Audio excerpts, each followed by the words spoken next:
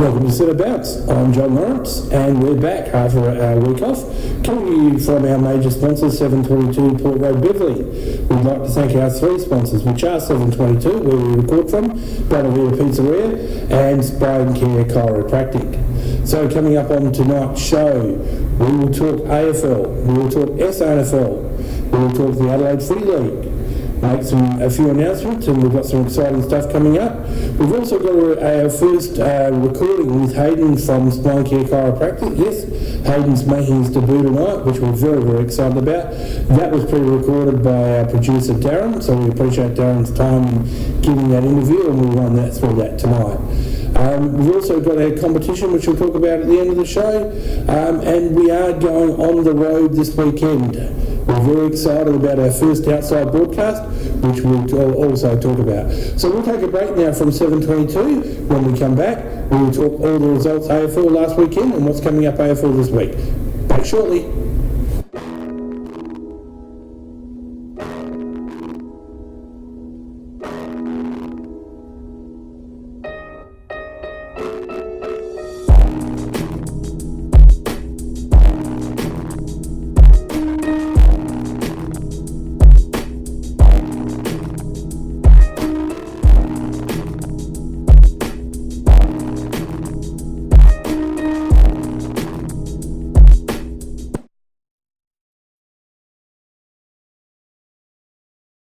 Back. So let's talk AFL. So there was around some upsets. Very, very interesting. Friday night, Hawthorn upset Collingwood. I did pick that though, and questions must be raised about Collingwood and some of their off-field behaviours. Saturday, in what turned out to be the best game all around, Essendon prevailed over a very brave Sydney, and Sydney returned home this week. Richmond flexed their muscle up against Gold Coast, and unfortunately Gold Coast were inept and they are struggling. Port upset the Crows. Crows kicking one goal after half time, and pressure must be on Pike now. What Crows served up must be questioned, as the Crows supporter very, very disappointing. Over in the West Coast are just warming up in what was a cold and wet night, and to kick 19 goals in those conditions, if you saw the conditions coming out of Perth Saturday night, you know what I mean. It just shows what a great side they are. Freo kicking 2 goals, 19. So one side kicked 19 goals, one side kicked 19 points. I said a few weeks ago what a good coach Beveridge is. They knocked over Port 2 weeks last week, then backed it up with another solid performance against the favourite Geelong. Sunday, St Kilda were towered by North and Hobart, whilst Melbourne, who were injury-riddled, held on against Carlton by 5 points. Carlton plays some really good football, and Brisbane upset GWS and moved into the 4. Can Brisbane win a flag? This week, Friday sees West Coast Collingwood. West Coast will be way too strong at home, way too strong. Saturday, Sydney at home to Carlton. Picking Sydney, but no conviction on this one. I think that could be one of the games of the round. Carlton under Teague playing some really, really, really good footy. Hawthorn, Freo and Tassie. Hawthorn don't lose in Tassie, so Hawthorn easy. Essendon North, that should be another cracking game. It is at the Cartoon, Marvel Stadium. I will pick Essendon. The Suns played the Crows. The Crows should win, but after last week, not sure. If the Crows are serious about playing finals, they need to win this by 10 goals. Geelong, St Kilda. Geelong should return to the winners' circle. And Sunday, Richmond the Giants in another cracking game of the round, but Richmond at home definitely. And Western Bulldogs v Melbourne. I'll pick the Western Bulldogs. That should be after last week, should be another very good game. Port v Brisbane and Adelaide. After Brisbane beat GWS and Sydney, I'm going to pick Brisbane, and Port go win, lost, win, lost, win, lost. Before I go to the break, we welcome Dr. Hayden from Spine Care, as I said earlier. This was pre-recorded and a very, very interesting and worthy addition to Centre Bounce. So we'll go to Dr. Hayden's show, and then when we come back, we'll talk SANFL. So going to Dr. Hayden now. Welcome to a brand new segment on Centre Bounce. My name's Darren, and we've left 722 Bar Bistro and Gaming, and we've come down to Spine Care Chiropractic in Prospect. I'd like to welcome Dr. Hayden. Thank you very much for allowing us to interview you. Oh, thank you, Darren. Yeah, it's good to be here, and that's a pleasure. Is your own experience with chiropractic? Well, Well, I'll probably start with my, I guess, background with, I've been involved with footy my whole life. So, when you, I guess, for this program, talking about Aussie rules a lot, I thought it sort of fit quite well. But, so just played junior, from footy from, little tacker onwards. Born and bred here in Adelaide, so I grew up more in the southern suburbs of Adelaide.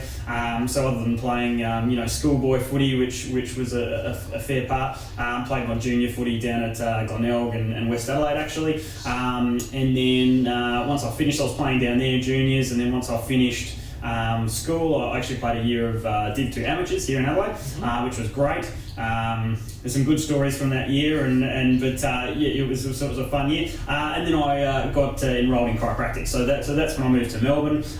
Studied for 5 years in Melbourne. Played some country footy there, which was very useful, and helped pay the rent and a few things, which was good. Yep. But won a couple of flags out there, which was fantastic. But once I became a chiropractor, I thought, right, well, I've got to sort of look after the body a bit. So that sort of ended the footy career, I guess. And that's when I moved back to Adelaide and practiced here in Aberfoyle Park, actually initially in the southern suburbs, and then that was a stepping stone to actually going and practicing overseas. So I worked in Scotland actually, mainly in Glasgow, but also in Edinburgh for about 2.5, 3 years before moving back to Adelaide with my now wife. Obviously establishing ourselves here and being back in our hometown. So so now I sort of own and operate the mostly spine care chiropractic. We've got 5 practices around Adelaide.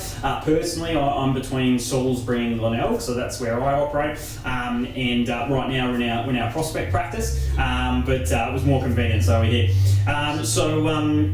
So that was from started 2011 till now. So it's spine care chiropractic's been great. We've got a fantastic bunch of chiropractors and support staff, and things are going really well on that front. So that brings me, I guess, to now, and so I've been a chiropractor for 14 years, and I feel like I'm just getting started. Excellent. Okay, for our viewers who may not have had to come into a chiropractor practice, could you give us an overview of chiropractic and what it focuses on and how it helps the body? Certainly can.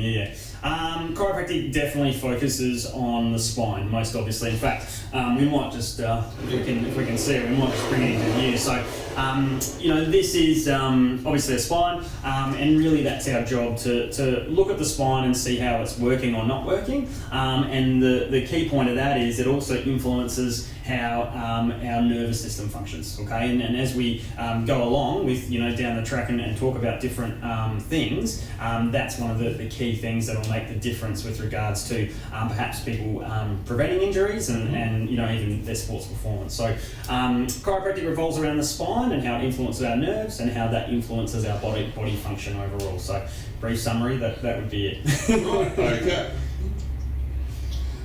What are the 3 broad categories for working with sports people? Perfect. So the sports people that we work with can definitely have all of these categories or fall into each one. The most obvious one is sports injuries. Okay, so you hurt yourself and you need help. Okay, you need to get recovery and get out of pain. Obviously, that's a reason to come to see a chiropractor.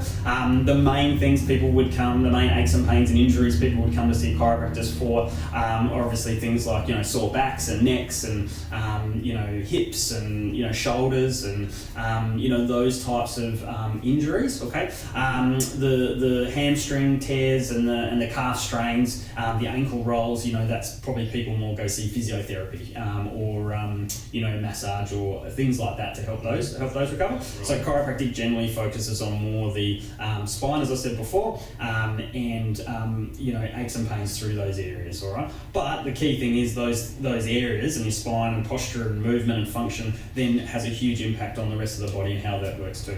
So that's one, obviously dealing with injuries as they've happened and helping people recover and feel better and get back on the field. The second part is then then injury prevention, of course, because if our body, okay, isn't moving and functioning as well as it should, okay, as balanced if you like, then that's going to put pressure on different areas, and that could certainly lead to injuries in different areas. The classic one that many people would have heard of is the old back-related hamstring injury. If the back's tight and the spine and the pelvis and the hips aren't working well, that puts a lot of pressure on the hamstrings, and that can lead to strains or tears or injuries in certain areas. So there's the injury prevention side of things. The third part, which is kind of like my favourite in some respects, is sports performance. Okay, so how can chiropractic influence you to get better performance on the field? And that's the exciting part, because if you're performing better and playing better and getting better results, I mean that's really what we all want. So again, that revolves around how balanced and how well functioning our spine and body and posture is, and what influence that's going to have on our nervous system to be able to move and function and react quicker, faster and better. Yeah. Right, okay. We'll be back every month with more topics with Dr. Hayden. What can we look forward to in coming episodes? Hopefully a lot, Darren. Yes, hopefully a lot. I'll give you a couple of examples though of things that we can talk about as we go along. One that we'll definitely come back to that's pretty pertinent to Aussie rules specifically is a great little study that was done with a couple of VFL teams in Victoria, where in essence really they took the two teams had chiropractic care all the way through their seasons, and they looked at how many injuries they had and did it prevent anything and so forth, and they found that it really did. There was a really big difference between the outcomes, injuries and so forth of those two teams, and the rest of the teams in that competition that year. So I'll give our viewers some more details on that, which will then speak to those categories I was talking about before. Helping injuries, preventing them, but also getting better sports performance. Other than that, mate, there's going to be lots of different things we'll talk about as we go along, but all things that can help our viewers with their bodies and their health, and most particularly getting the best out of their Aussie rules, but sports in general. Yeah. Excellent. Well, sounds like it's going to be a very informative segment coming up. Yeah, I certainly hope so. Yes. Excellent. You can catch all our segments with Dr. Hayden from Spine Care Chiropractic each month on the Centre Bounce episodes. Also, you can rewatch each segment on the Spine Care Chiropractic page on the Ozsports website, the home of Centre Bounce. If people feel they would like to talk to you or another member of your great staff or make an appointment, how can they get in contact with Spine Care Chiropractic?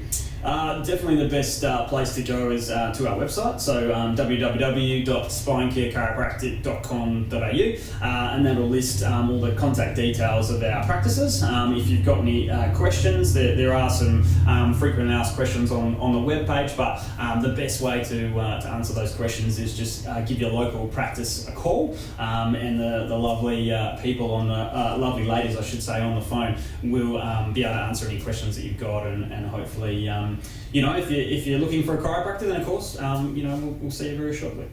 Excellent. Well, thank you very much, Dr. Hayden, for taking time out to talk to us, and we look forward to more informative segments coming up. Oh, Darren, absolute pleasure, and look forward to it as well. Thank you. Thanks, mate. Cheers.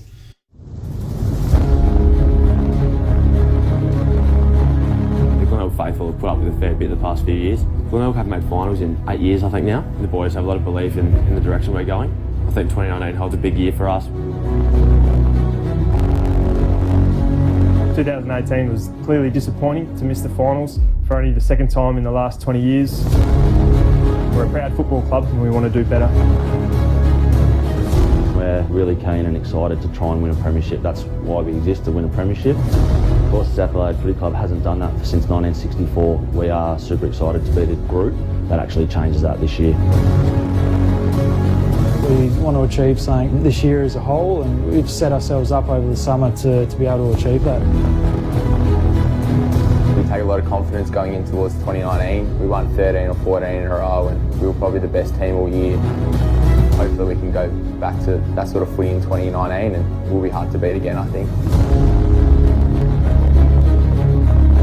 I don't think anyone here were happy with the way the year ended, and the boys are all ready and are ready to put pre-season behind us and start playing.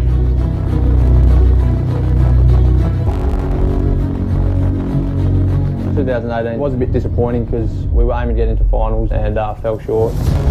There's a big hunger to win the flag like we did in 2015. Hopefully we can have that success again.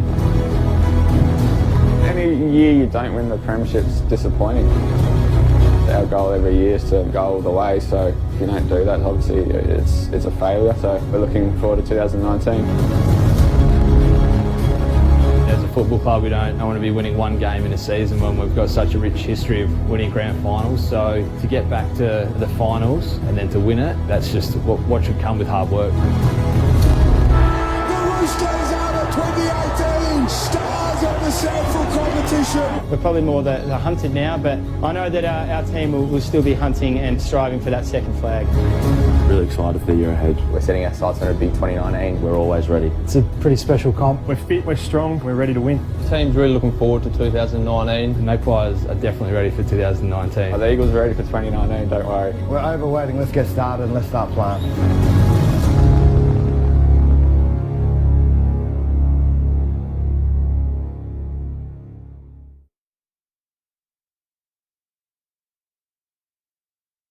Again, thanks Dr. Hayden. We're looking forward to more from him as we go forward.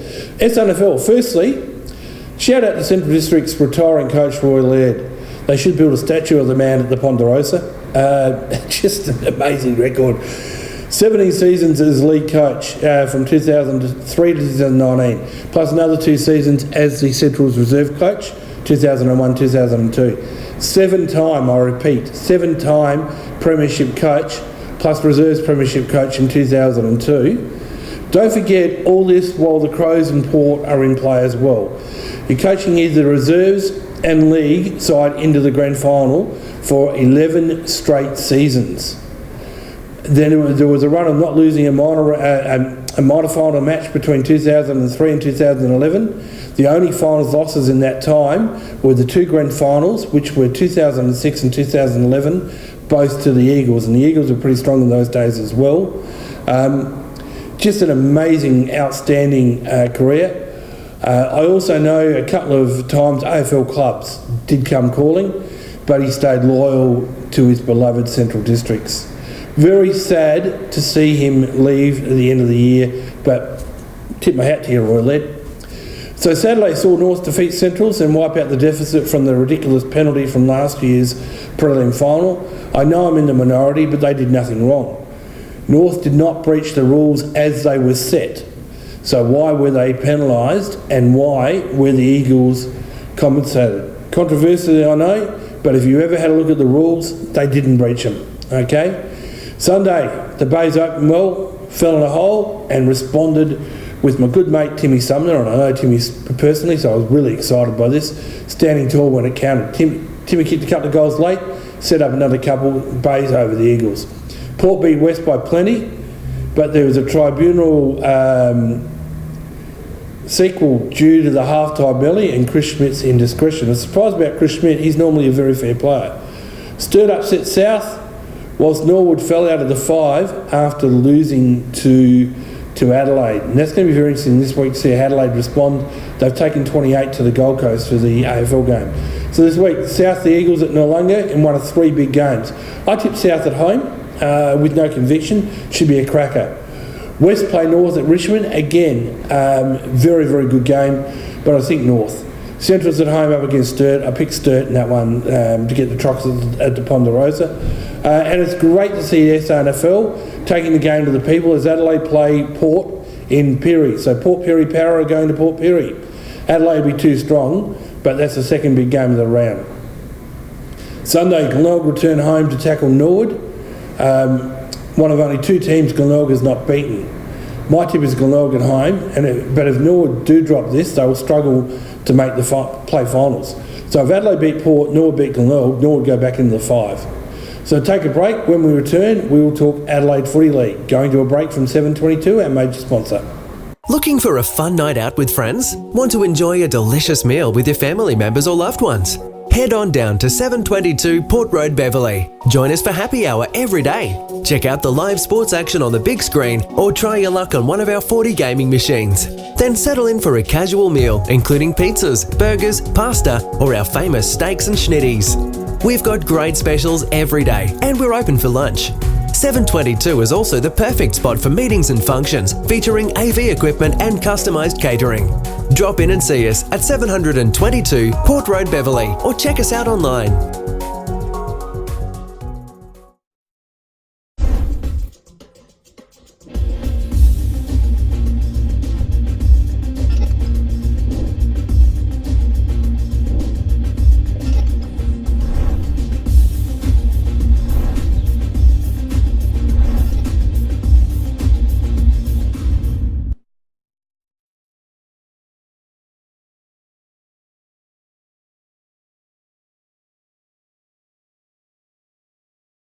Welcome back.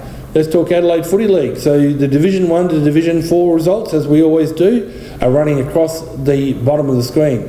Now the Adelaide Footy League has moved to round 12. There have been some controversy from round 10 it was, with the Port District's infraction, seeing them stripped to the draw against Henley for not following rules on the yellow card, and a Division 7 coach also cited and suspended for abusing a rival player who had hit one of his players admittedly and did get games at the tribunal. So very interesting. I'm good to see the Adelaide Footy League stamping out the violence. Really appreciate that. The Division 1 ladder. PAC have 10 wins. Payneham and Rocks 8 wins. Port District, St Peters, Brighton, Goodwood 6 wins. Adelaide Uni 4 wins. Henley, Teacher Gully 3 wins, with Henley getting that game against Port Districts. The ladder is obviously now split in 4 divisions, with PAC 2 wins clear at the top. Payneham and Rocks fighting for a home final, week 1 of the finals, and 2 games clear of 4 teams vying for 4th and 5th, whilst 1 game separates the bottom 3 we are in for an exciting last 6 rounds in Division 1, or 6 weeks, in Division 1. So this week, Rocks take on St Peters. Rocks will be too strong. Very good side, very well coached. Henley play Goody Saints. Must win for both. Henley to keep out of relegation. Goodwood Saints to keep their finals alive. I'll pick Henley. Bias there. PAC Brighton. PAC to maintain the 2-game buffer on the top. Payneham North Union v Port Districts. Payneham at home. Adelaide Uni, Teacher Gully. I'm picking Adelaide Uni with no conviction. Every single game has an effect on the finals and ladder positions, as things hot up moving towards round 18 in 6 weeks. So we're in for some cracking Division 1 footy. Division 2, Unley, 9 wins and a draw. Sacred Heart have 9 wins. Althaston 8 wins. Salisbury North have 7 wins and 2 draws. Seaton 6 wins and a draw. Foss have 6 wins. Broadview have 6 wins. Modbury have 4 wins. Scotch have 2 wins and a draw. And Gaza 1 win and a draw and look likely to be relegated. So Scotch, actually second bottom Scotch, upset second place Salisbury North, who dropped from 2nd to 4th, while Sacred Heart defeated topside Unley to move to 2nd and 1 point from top. Still 7 teams in the hunt, but still think Broadview may struggle to make the final 5 in the last 6 weeks. Scotch need 2 wins in 6 weeks and must rely on Modbury not winning a game, or not winning to avoid relegation, or them getting the 2 wins and Modbury only getting no wins. So this week, Broadview played Modbury. I'll pick Broadview at home. Broadview should be too strong. Unley Foss, Unley at home. Again, should be a cracking game. Althaston Gazer. Althaston reflect more pain on Gazer. Seaton Ramblers versus Scotch. Seaton should do this comfortably, but Scotch upsetting Salisbury North last round, who knows? But maybe, just maybe, Scotch can make it 2 in a row. Salisbury North return home to take on Sacred Heart. Now the big Salisbury North ground will suit Sacred Heart's running game. Being a college side, they love to run. And Sacred Heart should consolidate 2nd spot, and that is the game of the round, Division 2, by so far it's not funny. Division 3 ladder. Glenunga have 10 wins. Flinders Park 9 wins and a draw, so a point behind them. Old Icky's sitting 3rd with 9 wins. North Haven 8 wins, Golden Grove 7 wins and a draw, and are coming good at the right time of the year. Portland have 5 wins and a draw, Westminster 5 wins, Plimpton 3 wins and a draw, Morphy Parks and Jeps Cross 1 win, and both look likely to be relegated. 5's fairly set in my opinion, just positions that matter, with 2 games separating 1st and 4th, with 6 to play, whilst Morphy Parks and Jeps Cross, as I said, should get relegated. All right, unless they win 6 out of 6.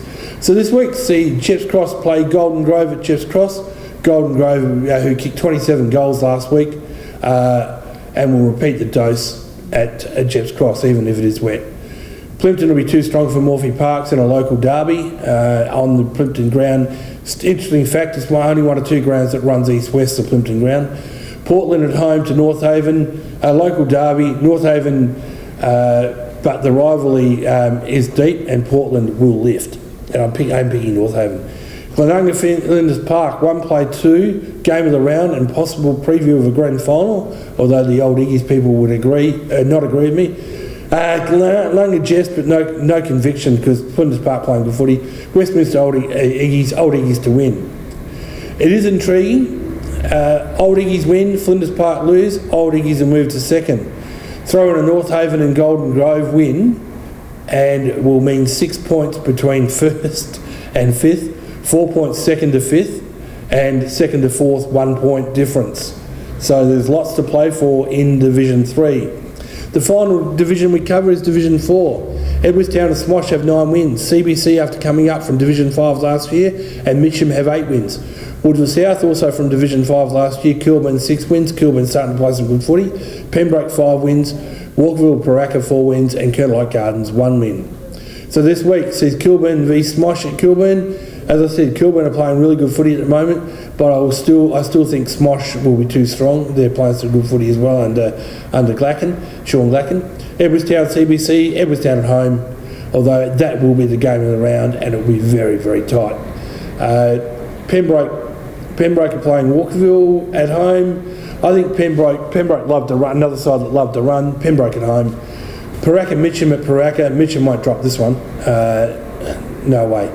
Kernlight Gardens, Woody South at Kernlight Gardens. Very difficult place to play, very open ground.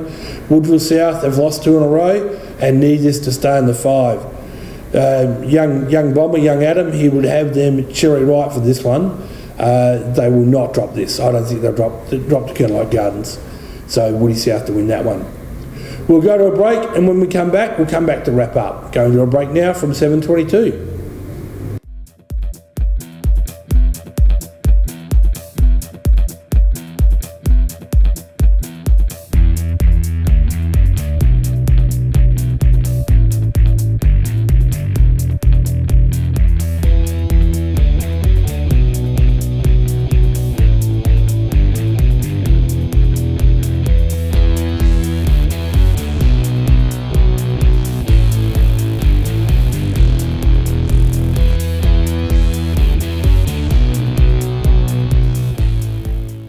Welcome back to 722. I'm John Lawrence and Centre Bounce. So the Henley Footy Club, we've been peddling this for a while. They're still wanting to establish an open women's side in 2020. It will complement their very, very strong women's junior program. They are looking for expression of interest from both players and coaches. Coaching applications have been pushed out. They now close the 31st of July. We're actually putting all this on our website, and we'll put it up on the screen at the end of the show. Further information from the Henley Football Club Facebook or the Henley Football Club website, Sharks, or Daniel Robrin on 0417 841 271. Email girls@henleysharksjuniors.com.au. As I said, Henley Sharks footy, Henley Sharks website as well. All right. Don't forget the Rec Link Cup coming up on August the 4th. Sean Kemp's been all over this, my good mate Sean Kemp. It's at Cooper Stadium from 1pm. Details are on screen for both. That'll be on our website as well. I have volunteered, so you get the added bonus of coming out to the game. You'll see me. And very exciting, Sunday we're on the road. We're going to West Adelaide to showcase West Adelaide's history show and tell. Thanks to Luke and Jeff Jamison for setting this up. We are going to get some footage from this, and as I said, Jeff and Luke made this happen for us, more so Luke, so we're looking forward to Sunday. However, we also contacted the SANFL about the History Museum. Our request was denied as they do not open it to the public, but they are putting a video on their YouTube channel. So I must be mistaken, because I thought Aussie Rules was the game of the people and the people's game. The SANFL needs all the positive publicity it can muster at the moment, as they have not had a good 12 months, in my humble opinion. Very, very disappointing that this has happened, and this was highlighted by the fact that West Adelaide were not allowed their banner by Wesley Security at Alberton last Sunday, and people were stopped from having a kick and a catch before the game, fathers and sons, fathers and daughters, mothers and sons, before the game on Alberton Oval. Just ridiculous. Lift your game, SANFL. Great competition, but you'll lose people. The silliest of silliness. 1. Can Side X right the ship? When was Aussie Rules played on a ship? It might be the Love Boat.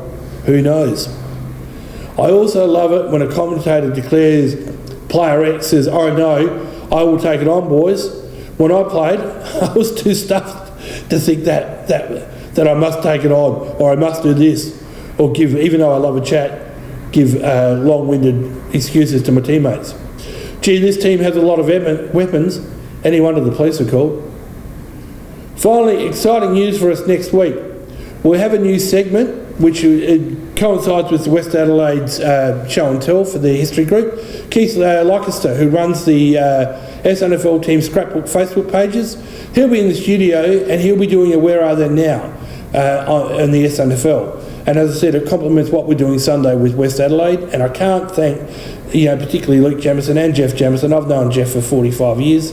Can't thank them enough for what they're allowing us to do Sunday. Okay. Also exciting news before I get to the 722 competition. The next 2 weeks doing a phone interview with a doctor from Beyond Blue. He'll talk to us about anxiety, depression and how that affects footballers. Now the 722 competition, come in for a meal.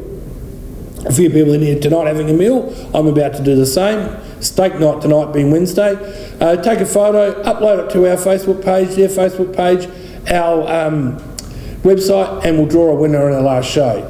So, thanks to our sponsors, 722, Bella Vita Pizzeria and Spine Care Chiropractic. Remember, it's important. It's nice to be important, but it's important to be nice. On behalf of Darren Andrews, Matthew Lynch, and myself, John Morris, the compere, thanks for watching, and we'll see you next week. Bye for now.